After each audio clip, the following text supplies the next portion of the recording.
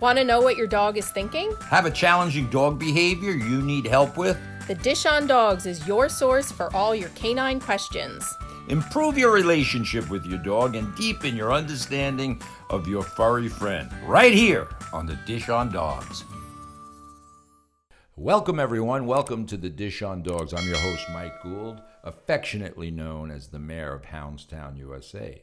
Hounds Town USA is home to the happiest dogs on earth. Since our inception, and what is Hounds Town USA? Of course, it's a fully interactive daycare facility for dogs, where dogs are allowed to be dogs.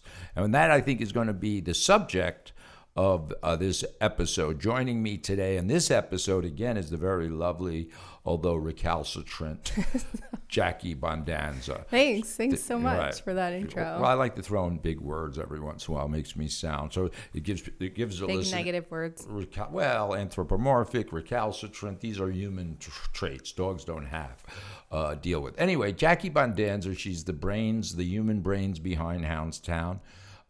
She is the president of Hounds Town. She deals with all of the back. What am I saying? The SPAC. All right, just introduce the back yourself. end things. Is that what you mean? Marketing, all of these crazy things. Exactly. But let's get to the core of what we do at Hounds Town and the topic of today's show, which is why do dogs benefit from fully interactive daycare? What is fully interactive daycare?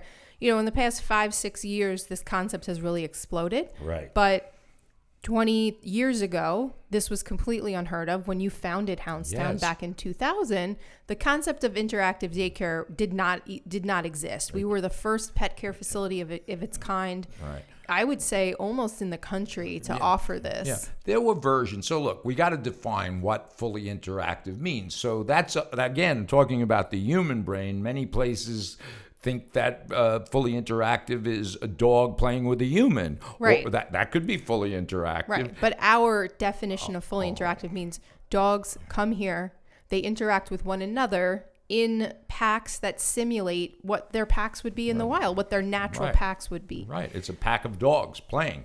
And that's like a group of children in a playground. That's the analogy. It's simple. We don't do complicated things. We allow dogs to be dogs.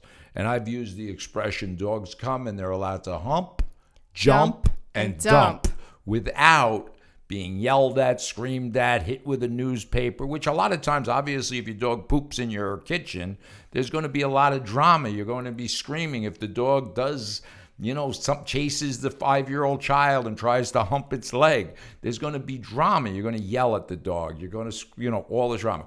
Dogs coming to Hounds Town USA, they come into a natural pack of dogs, and they can do things. The first thing they do is sniff each other's butts. Then they sniff each other's genitals. And that's the equivalent of kind of like the human handshake. That's their introduction to how they're going to interact with one another. Right. So if we think about what a human handshake is, a human handshake is an evolution of human introduction that started from when we all evolved from subordinate life forms, right? We evolved. We started to stand erect. We have thumbs, so forth. Dogs have never done that. So even though I started this 20 years ago, which sounds like a long time, dogs have been doing it since their existence. Right. So we're really just providing an outlet for dogs. We're providing that outlet for dogs that they need, because they are naturally pack animals that need and crave interaction with one another to live really a psychologically well-balanced life. Thank you, Jackie. Yeah. So it's not a luxury. We look at it, when I started it, sometimes people were going to go play a round of golf. They left their dog with us for 3 or 4 hours. Somebody went shopping. They left their dogs. Now it's become part of our life, but it's not a luxury. It's a necessity if it's done correctly. Now, what does that mean? If people are taking your dogs and there's, other pet care facilities are squirting the dogs with water bottles, or they're telling you they're reading books to the dog or doing tricks with your dog, they call it enrichment, which is really defeating what we do. Right. So when you start to teach, if you go to a pet care facility, they're going to tell you, we're going to teach your dog to sit and stay. They call it enrichment now, right? Which means play with your dog. So they're going to play with your dog. They get enough of that interaction at home. What we want to provide is other dogs. Right. and a pack of dogs, right? So we align these packs. Of course, we take their temperament into consideration. We don't breed discriminate, by the way, and that's a whole other topic for another conversation. But it's actually almost ridiculous. Do dogs, I mean, as we said in another episode, I testify in dog cases where pit bulls and other dogs mauled children, horrific things. But it's never the dog's fault. The dog wasn't socialized properly. So 30% of our facility is probably what insurance companies would describe as bully breeds, right? Rottweilers, pit bull mixes, Dobermans, and we've never discriminated against them. Right. And I think some other pet care facilities that do discriminate against bully breeds do so because they don't have the knowledge that you have, that our entire staff and our system has, to properly evaluate dogs and the temperament of dogs and their suitability in a pack environment like we offer, while also removing breed from the consideration pool. Right. We do take their size and genetic predisposition because domestic dogs have been bred. They're mutations of a wolf. That's what a mutt is, a mutation. So so we've made designer dogs to walk around in your pocketbook. We've made labs to swim. We've made dogs hunt lions. We made Rhodesian Ridgebacks. They're lion hunters. I wonder if they realize that when they're born, that they got to go hunt lions. It might be a little disturbed. Rhodesian Ridgeback. But not individually. Bulldogs are designed to take down bulls. But they're cooperative hunters. They can't one bulldog or one Rhodesian Ridgeback. They're meant to play that role in a pack. They're cooperative hunters. Like their posse, exactly. You know? Everything their posse. Yeah, Jackie. Everything is that's good. Everything is about movement and right. So they don't discuss things with each other. They just naturally. If you just watch any, I know you don't like to watch the shows where the dogs kill things, but they triangulate naturally, meaning they set the whatever it is, whether it's a sheep, whatever the prey is, they set it up naturally. And so these are natural instincts. The bottom line is we're taking domestic dogs that most humans have kind of isolated them. Right. They isolated them and they project their fears on them. How many times do we see people saying, I don't know if he's going to be good? Number one, he's a dog. So that's like saying, I wonder if my fish is going to swim. Right. So by the rules of nature, dogs have to be good in packs. That's how they were born. Right. They were born into a litter where they had to, by nature, interact with other members of their pack. And what we're good at is being the alpha, so to speak. So all of our staff is the leader of the pack. We can't have dogs in a pack that one of those dogs are the leader to that pack because that's counterintuitive what we do. So we train all our staff very extensively that we're all the leader of the pack, so we don't have to worry about who's subordinate to who. We have our disputes occasionally, no different than children in school. Children push and shove at the water fountain or in the cafeteria. It's all mammalian primal stuff. People are competing for status. Right. Every sport we play as humans is a mammalian game, and we can talk about that in another episode. So just talk quickly about the importance of this interactive play with each other and why we don't necessarily inject ourselves into the packs at Hounds Town, kind of the philosophy surrounding that. Right. So all of our facilities are designed for the dog in mind, number one, meaning dogs live in a different world. They're living 18 inches off the ground, 12 to 18 inches off the ground. We live 5 to 6 feet off the ground. So we don't even understand what a dog is visualizing. It can't see what's on the kitchen counter. It can't see what's in your drawer. It's because they're living on the ground. So we design all our facilities to be safe for the dogs, just like schoolyards are designed to be safe for children.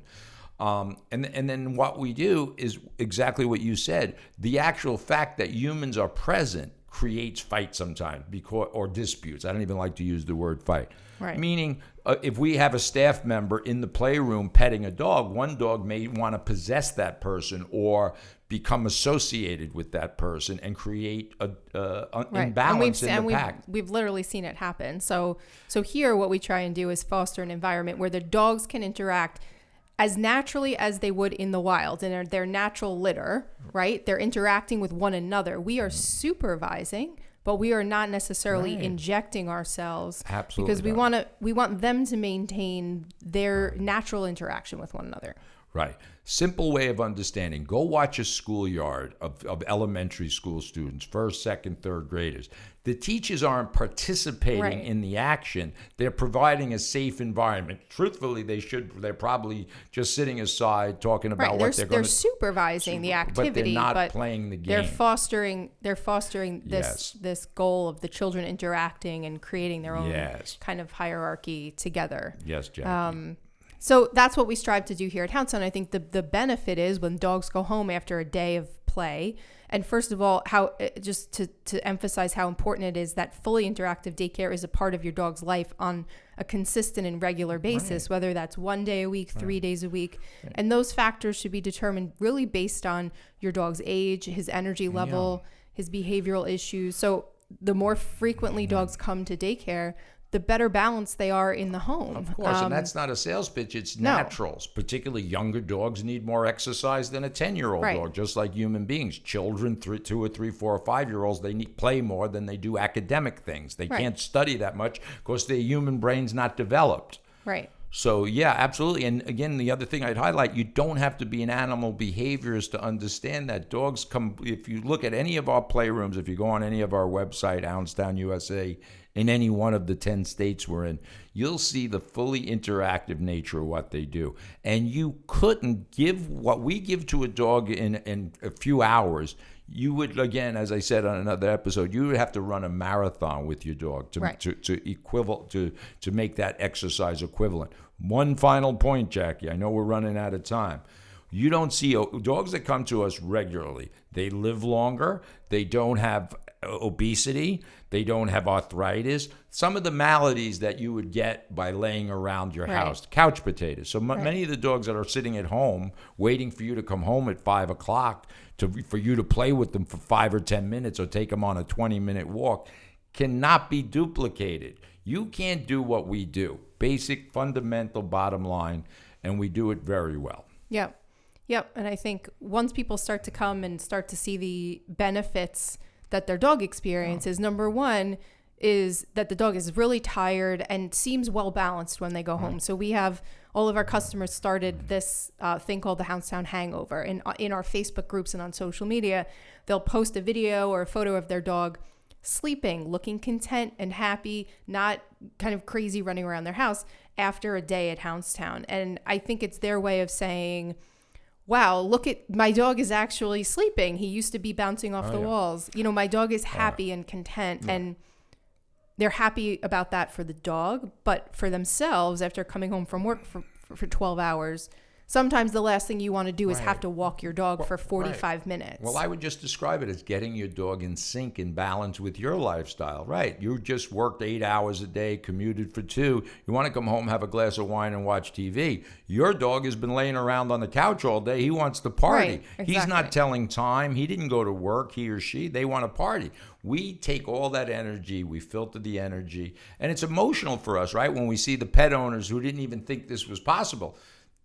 So, so that's the essence of doggy daycare at Hounds Town. I can't speak on behalf of other ones. I would arguably say some of them are ridiculous. As I said, if they're reading books to your dog or teaching your dog to roll over, or even worse, taking your dog for walks, charging you more to take your dog for a walk, this is insanity in my view. I think some other pet care places too have 20-minute playtime, and so the dog comes in and the customer's paying for sessions. But the dog is otherwise in a kennel or a crate. So the difference at Hounds Town is that the dog, from the moment he steps in the door to the moment he leaves, he's in a pack of other dogs based on energy level, size, personality, and play style. Right. So our groups are very specialized, really to optimize the dog's experience. So, we have a minimum of 5 play areas in each one of our facilities. Right. So our groups are only 8, 10, 12 dogs large. And it really encourages all the different dogs in that group to find a dog that they connect with and to wrestle and play. And there's a physicality to it that is, I think, the basis of what a dog needs. Of course. So, that's the essence of it. Dogs come, hump, jump, and dump, as I like to say. And you said wrestling. Think of all the games and sports children participate in. My grandson goes to wrestling now. They slam each other on the ground. Can he get a bloody nose? Yeah, he just did get a bloody nose. Can they sprain their ankles? Of course they can. So what our pet owners have to decide is, do we want to treat our dogs like a human and leave them home and never expose them to anything? Or do I want my grandson to play sports and jujitsu or whatever he wants to do? Have the option to have that interaction. Right. And to be clear, all those games that we play as humans are mammalian games. Right. Football, basketball, anytime we're pursuing a prey item, which is the ball, or we're combating each other in jujitsu or wrestling, it's all mammalian games from our primal brain, our animal brain. Those are animal games that we play, hide and seek, blah, blah, blah. We'll talk about it again. I think we're out of time. Well, let's get to the question of the day, but we've kind of already answered that. Go ahead. We've already answered. So the question of the day is from one of our new customers at our corporate store, and they want to know, their dog is 5-6 months old, just started coming last week. They want to know, what are some of the behavioral benefits that their dog can expect to experience from coming to regular daycare? Absolutely. Are you sure you're not making these questions up? These are real questions. Real questions. Okay. All right. Anyway, I just want to make sure. So, so you're talking about the younger a dog, a pack animal, starts to interact with a pack, the better it is. Sometimes people miss that. And again, sometimes it's not their fault. Sometimes they adopt a dog who's been segregated and never involved with dogs. So the youngest you can get a dog to socialize, obviously after they get their shots and your vet says they can interact outside, the better it is for them. So very rarely will you see a dog that's come to one of our facilities since they were 4 or 5 or 6 months old, on a relatively regular, it doesn't have to come every day, obviously. You'll see that they're going to develop there because we're offering things that you can't at home. You can't provide a pack of 15 dogs for your dog to play with. And I think one of the biggest behavioral benefits that I've seen in my own dogs is addressing separation anxiety, which we'll talk about in a different episode. Definitely. But separation anxiety happens because dogs are pack animals. They need to be in a pack. And when they're left home alone, they get anxious because they don't have the support of the pack. Right. So giving your dog that experience throughout the week, whether it's once or 5 times, it helps balance out that. It's essential. Yeah, it's essential. Yeah. If you want to do, it's essential. Your dog can't tell you that you suck and they want to go to doggy daycare. Right. So I'm telling you, your dog wants to go to Hounds Town. Yeah. You don't ask him because he's not going to answer you. And we see it every day. We see these dogs come in. They're so excited. They light up. They just, you can tell it's just a sigh of relief. It's a relief for them when they're allowed to be in these play groups. And then they're excited to go home for sure. But it's just giving that dog an opportunity to be his true self. Be a dog. So live their best life. Yeah. Get their cheese. That's what we strive for in Hounds Town. So we got to go. So thanks for watching the Dish on Dogs. Check us out. HoundsTownUSA.com. You can also find us on our social media, Hounds Town Radio, Hounds Town USA, and we'll see everybody next time.